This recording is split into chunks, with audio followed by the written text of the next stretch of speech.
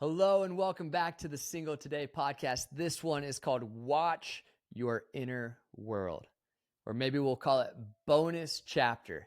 Watch Your Inner World, because it's about a chapter I wrote years ago that didn't make it into the final cut. Much more on that in a second. First, two big announcements for you. One, we are now building out a launch team for Single Today. So we're just over 6 weeks away from launching this book.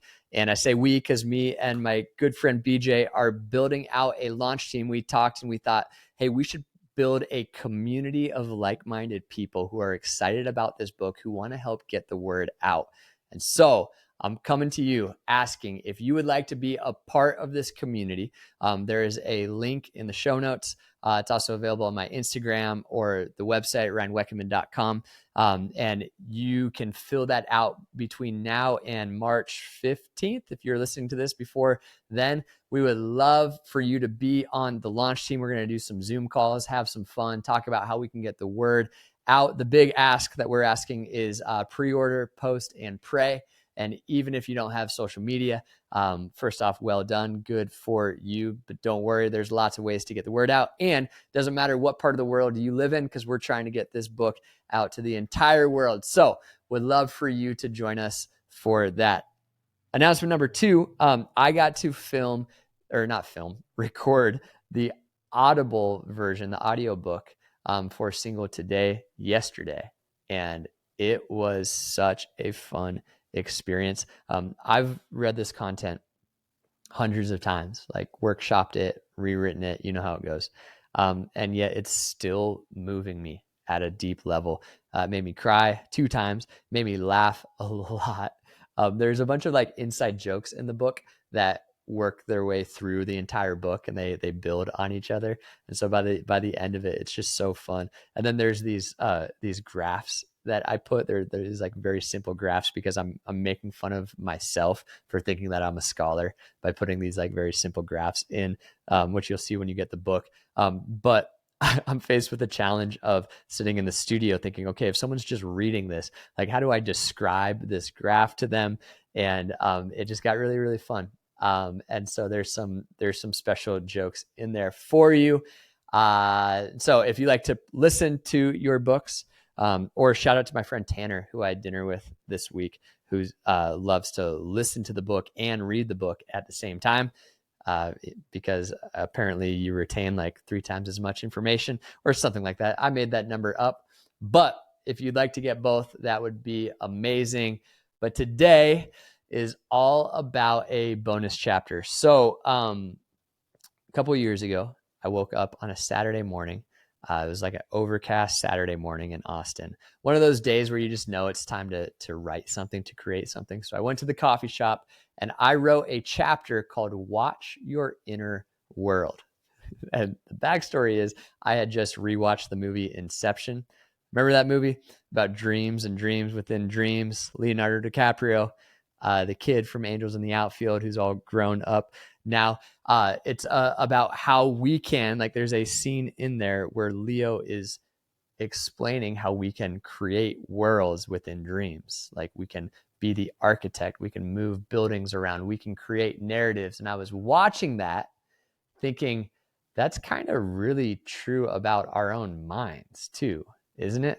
Like, isn't that kind of how our minds work? We can create, we are human beings living in this world, all having this shared external experience. And the truth is, you and I don't have a whole lot of control over this external experience. However, at the same exact time, we all have our own inner worlds. We all have our own world going on in our own mind. And that one, we actually have a ton of control over. Like we can control the things that we think about. We can think about what we're thinking about. We can create our own narratives. And I started thinking about how amazing that is, how helpful that is, but also how dangerous that can be. Like if we can control the narrative, that means we can also create narratives that aren't congruent with reality. And when you're single, especially when it comes to like crushes and rejection and breakups and all the difficult parts about being single, it's so important to be mindful of the power we have to shape our inner world and the importance of making sure we aren't making up stories. And so I wrote a chapter called Watch Your Inner World. And what I didn't know at that time during that overcast morning in that coffee shop is that it wasn't actually a chapter at all. It was destined to be episode 4 of the Single Today podcast. And so here we go. Episode 4, Watch Your Inner World. Let's get into it by starting with Romans chapter 12 and verse 2. Popular verse, easy to understand, nearly impossible to actually apply to our lives. We will spend the rest of our lives trying to apply this verse to our lives. Paul writes, "Do not conform to the pattern of this world, but be transformed by the renewing of your mind. Then you will be able to test and approve what God's will is, his good, pleasing, and perfect will." So first, notice there is a pattern of this world. There is a way the world works. The way it works, if we're being honest, is put yourself at the center and do whatever is good for you. And it never works out well. And so Paul urges us not to conform to it, instead to be transformed. And how do we do that? By renewing our mind, by watching our thoughts, by being really aware of the inner world we are creating. Because apparently our thoughts are powerful, able to build up, but also to break down, to lead us down a dark path. The ability God gave us to dream and think and build can also get us into a lot of trouble, especially when we're single. So we have to learn to watch our inner world. See, married people have it easy. It's a line that I love saying to all my married friends. I know that's not true. I know we all have our own battles we are fighting, but you at least have someone else in your corner asking you, hey, what are you thinking about right now? What happened at work today? How are you feeling? What's going on in your life? You have someone keeping your inner world accountable, or at least somewhat accountable to the extent that you let them in. Us single people don't necessarily have that. And so it's easy to create worlds and narratives that may not be congruent with reality. Here's an example. Rejection. Being rejected is painful. I don't care who you are, it hurts. Now, as a defense mechanism, we'll often make up narratives that sometimes have a hint of reality, but more often than not are not how it actually happened. Here's how I see this play out. You meet someone you go to school with, someone you work with, someone, I don't know, that's on your kickball team, and you start to develop feelings for them, but you don't really know them and they don't really know you.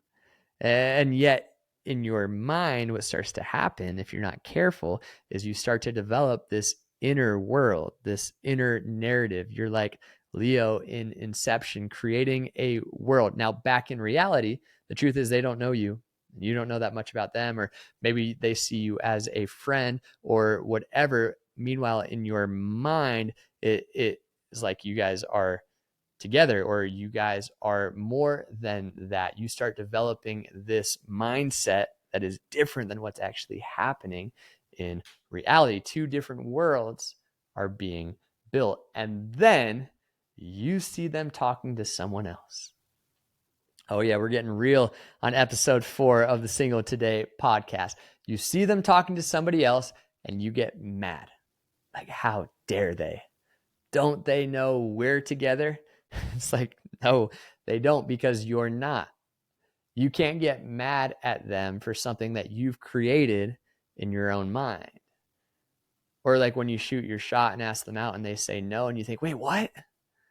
Like, I thought that this was like going so well, right? Like you get mad at them, you start to feel like they were leading you on, or whatever it is. It's like, hey, we got to learn how to be really careful to watch our inner world, to watch the narrative that we are creating. Because all of us, like, this is a human problem, right? And it's not just relationships. This happens all across the board all the time. The mind is a powerful place. And with great power comes great responsibility. We need to watch our inner world. We need inner world accountability, or as Paul says it, we need to be transformed by the renewing of our mind. Here's the question I learned to ask myself all the time. As single people, here's the question we need to learn to ask ourselves all the time. Is this thought congruent with reality? That's the filter. That's how you watch your inner world. Paul says in 2 Corinthians 10, verse 5, take your thoughts captive. That's intense language on purpose. What's a captive? An enemy who comes into your camp, like someone who doesn't belong in your camp infiltrating into your camp. And Paul says, no, that's how thoughts work. Like the enemy barging into territory that the enemy doesn't belong in. And when that happens, you have to take that thought captive. You have to have accountability for your thoughts. You have to watch your inner world. And so, 3 really simple ways to do that. Number 1, be clear. We have to learn how to be clear with other people. Communication is key because they don't know what's going on in your mind. It's like that classic case where somebody gets mad at you for something that you did in their dream. And it's like, hey, that wasn't really me. Just so we're clear, like I can't be accountable for the made up version of me that exists in your dream, right? And as adults, we can hopefully laugh at ourselves for when we do that because we see how ridiculous it is. But at some level, we all kind of do that with each other, right?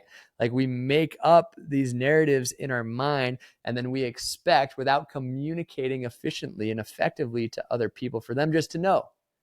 It's like, I can't tell you the number of times I've met with 2 different people who had a falling out. Maybe it was romantic or just a friendship or whatever. And I'll meet with the first person and they'll say something. Then I'll meet with the second person and I'll realize like, oh, they're actually saying the same thing. Like the Venn diagram has a whole lot of overlap. They love each other. They respect each other. They want the same thing. There's just one thing missing: clear communication. And because there's not clear communication, they're so mad at each other. They feel like they're never going to resolve whatever issue they're dealing with. It's like we have to learn how to be clear. If you want to thrive while being single today, you have to learn to be clear with others. But it's more than that. You also have to learn to be clear with yourself. This is the harder one. For me, here's how it works. I've had to learn over the years to get really clear at asking myself the question, why am I still single? Because the truth is, I love being single. I feel very comfortable being single, and that's great. But here's the question. Do I actually love being single, or am I just afraid of commitment? Do I really love being single, or am I just afraid to lose my freedom? Do I really love being single, or am I just afraid of love or afraid of rejection? Like, hey, those are the real questions. Those are the tough ones, the ones that make me uncomfortable. But if you want to thrive while being single today, you have to learn to get comfortable being uncomfortable. You have to learn to really ask yourself those difficult questions, because the answer is a little bit of both, right? There's tension there, and I can see this side and I can see that side. And so great, let's talk about this side. Let's talk about that side, right? We have to learn to get clear with ourselves. It's hard to be honest with others when you aren't willing to first be honest with yourself. Be clear. The second one is like it, be kind. See, because everybody that you meet has their own inner world, their own demons to battle, their own insecurities, their own set of beliefs about themselves and the world, and all of that. Be kind. One of the most important quotes of all time: be kind, for everyone you meet is fighting a hard battle. That person who annoys you, frustrates you, or whatever, they're fighting a hard battle. They're trying to navigate their way through this world too. So be kind. I think especially in the dating world, like there's some very clear moments where people, and all of that. We get that. And if you have been hurt in a serious way like that, I'm so sorry. And that's not fair. And boundaries are important and all of that. But also at the same time, like when it comes to the little imperfections that happen by imperfect people, trying to get to know each other and trying to date, trying to find their future spouse and all of that. I just feel like there is a lot of room for a lot of grace here. There's a lot of room to go, hey, I get it. I'm imperfect too. I didn't get that right either. I see that you have your own inner world, your own inner battles that you are navigating through. So the way that you responded in that moment, I didn't really like, but I understand it and I forgive you. Like that can go a long way. I think there's a lot of grace that can cover over a multitude of wrong things said at the wrong time in the wrong tone. And there's a lot of forgiveness that can happen moving forward. That's a great way to watch your inner world, is to learn to be kind towards other people, for you know that they're also fighting battles in their own inner world. So be clear, be kind, and then finally be in community. This is it, man. Jesus started his ministry by inviting friends in on the journey. Why? It wasn't because he needed them. It was because he knew that we needed each other. And so he was showing us how important it is to have other people helping you sift through your own inner world. Having other people in your corner who will say, hey, you're being delusional right now. Or having other people saying, hey, Ryan, that belief you have about yourself, that doesn't align with what God says about you. It's so important to bring other people in on this journey. We were never meant to fight these battles on our own. Jesus in Matthew 18, maybe we'll do a whole episode about this. He goes into a whole thing about how to handle conflict. And it's you start by going directly to the person you have conflict with. It says if your brother or sister sins, go and point out their fault just between the two of you. So don't go gossip to a whole bunch of people. Don't go talk about it or post about it. Just go to them and have a conversation. And if it goes well, great. If not, he starts talking about how you bring other people in on the conversation. Not bringing other people in who you know will just have your back so that you can team up against that one person, but bringing other objective people in on the conversation, because Jesus understood that we all, us imperfect people, all have our own inner worlds that we're bringing into the conversation with us. And so there is wisdom in having multiple people come in and hear how it goes. I'm thinking right now about a courtroom, right? This is why we have a jury system set up. The goal is to have multiple perspectives and multiple points of view, because we all have these inner narratives. And it's so important, man, to be in community, because we need each other. We need to help point it out to one another. And so be clear, again, to both others and to yourself. Be kind and be in community. Now listen to how Paul ends in Romans 12, verse 2. After he says, do not conform to the patterns of this world, but be transformed by the renewing of your mind. He says, then once you do that, once you start being transformed by the renewing of your mind, then you will be able to test and approve what God's will is. He says his good, pleasing, and perfect will. God will start to align your inner world with his will, because you are letting God in on the inner world. It's like Leo creating that world in his dream, except then you allow the Holy Spirit in to build it with you and go, God, what do you have for me? God, what do you want in my life? God, where should we begin? Because I trust you. And when that starts to happen, my goodness, that's where all the peace starts to come. By the way, that's where you start to see a lot of answered prayers. Like David writes in, Psalm 27:4, delight yourself in the Lord and he will give you the desires of your heart.